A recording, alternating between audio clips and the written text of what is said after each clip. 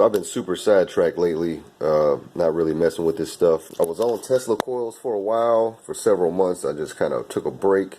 All this stuff's been laying around though. Coming back to it, I've almost damn near forgot what I was doing, but just sort of getting back into it, I remember, so this is the half bridge right here. And I eventually got it to where it was, it was alright. This whole setup, I just kind of left it as it is, but I can show what it does from a little higher voltage. And one of the main things that I wanted to do, I came to the conclusion that this was a good way to drive Tesla coils with something like this. And this is something I've had for a while, which is a pulse width modulated ZVS driver. But this power supply here is basically what's powering it all. So it's a 150 watt supply. But my problem was my output on the ZVS was limited to about 110, 120 volts.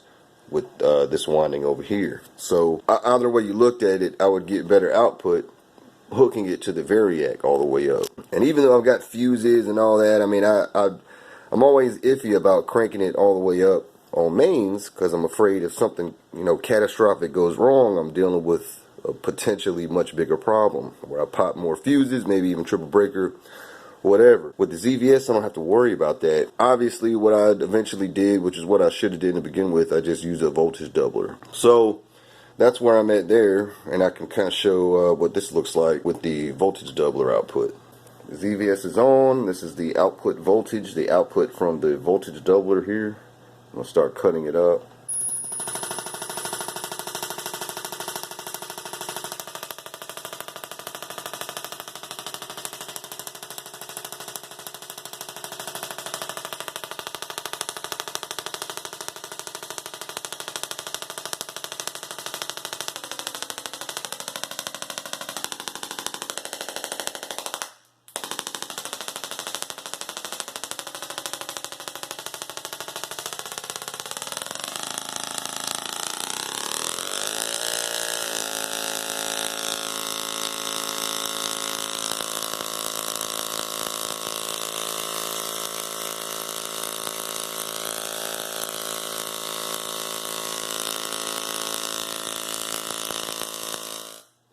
So you can see one of the problems I'm dealing with is this arcing that's going on. And I'm telling you, I've already got this PVC pipe going on. I've got some other rubber shit wrapped around in the middle. I've got this other, just some random little crap there. I mean, I'm doing a lot of things I can to try to insulate this, and it's just not, it's just defeating it. And now I've got the lights down, I can show.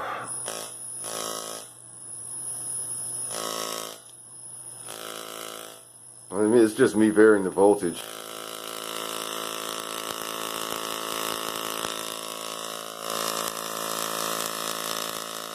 What you can see down there on the primary, it's just arcing.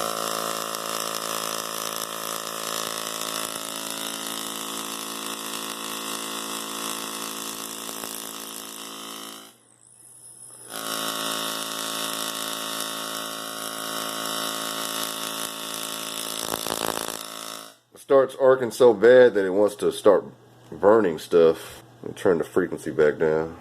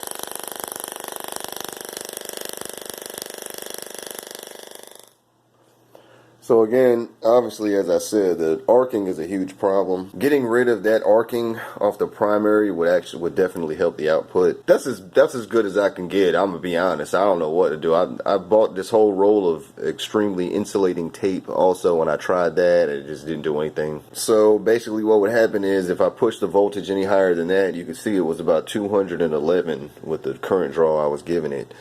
If I push the voltage higher than that, it's just going to arc from the primary and give me problems. So what I would have to do is offset that by dropping the primary down all the way down to like maybe here, to where it doesn't pull as much current.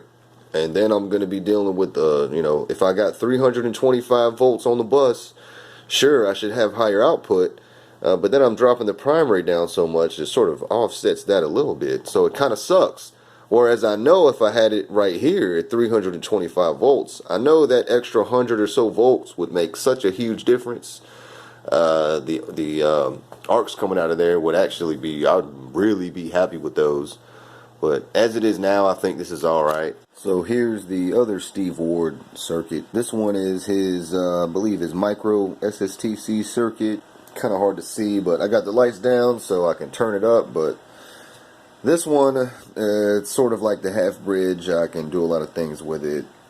Still using this coil at the moment, so I'm going to put that top load on it.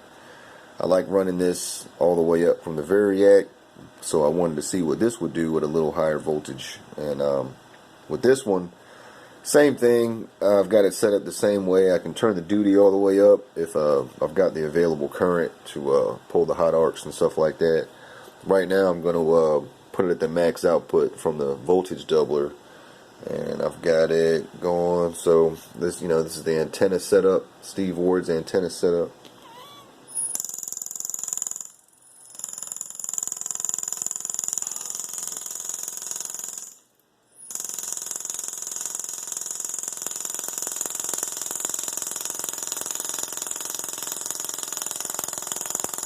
That likes to kick out the phone.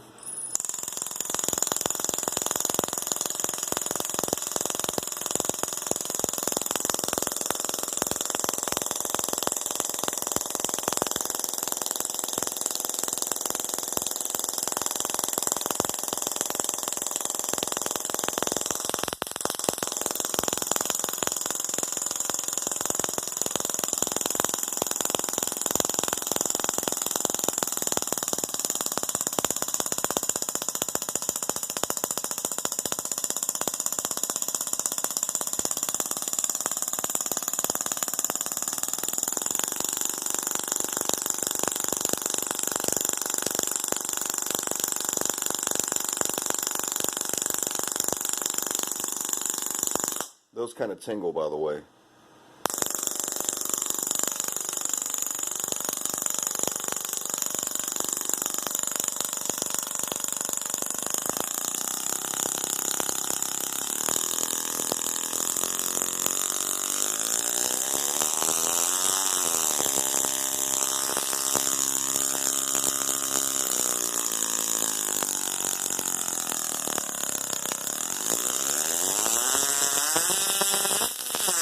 Frequencies on here drive the camera nuts.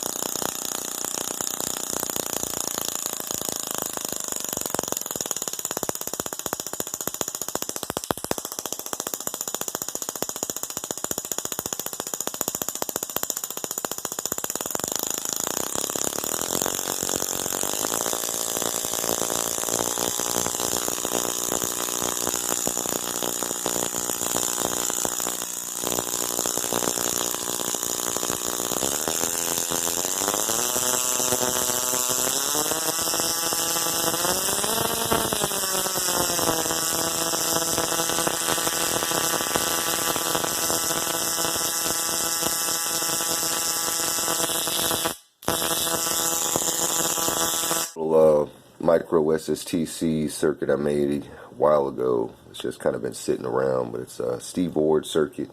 Got the antenna, and I used the coil I had on here for my other Steve Ward micro SST setup that's got the GDT, so I went on this coil to put on there. I was going to wind this for my half bridge, but I realized towards the end I didn't have enough wire, and well, I didn't have enough wire to wind what I wanted, so I just wound what I had on this guy. So that's basically what that is, and I got it on this power supply. It's going to be about 30 volts. I started up by touching the antenna there, and you can see with this arrangement it pulls about 2 amps. So it's pulling about the same as the other setup, but with this coil I can actually pull some pretty hot arcs from it, which is pretty cool. The good thing is, as I'm pulling the arcs, it doesn't really pull it up a whole lot. So I'm sitting about 2.5 amps, give or take, and pulling the hot arc from it. Really doesn't quite go up to 3 amps. But I get a little bigger bush with this coil. It's probably running about 600 kilohertz, something like that. Yeah, I like the little breakouts. I like the little beefy arcs that I can pull off there.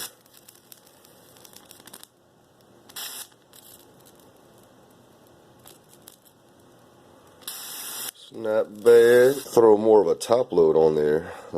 Take this can and put that on there, and cut it back up. Kickstart it. Start pulling 3 amps now. So putting out a stronger field, but you can also pull hotter arcs from it, little beefier arcs. So that's getting pretty decent right there for 30 volts. But you can see, same deal, as I'm pulling the arcs, it loads it down. So pulling the beefiest arcs, it brings it down to about 3 amps. And without pulling the arcs, sitting between 3 and 4 amps. So that does pull quite a bit like that. And as I cut it down to about 20 volts, still over a couple amps, and all the way down to bring it to about 12 volts. You know, a little over an amp at 12 volts. Still got a little feel, but it's not as impressive. It's about average little mini Slayer exciter at that point.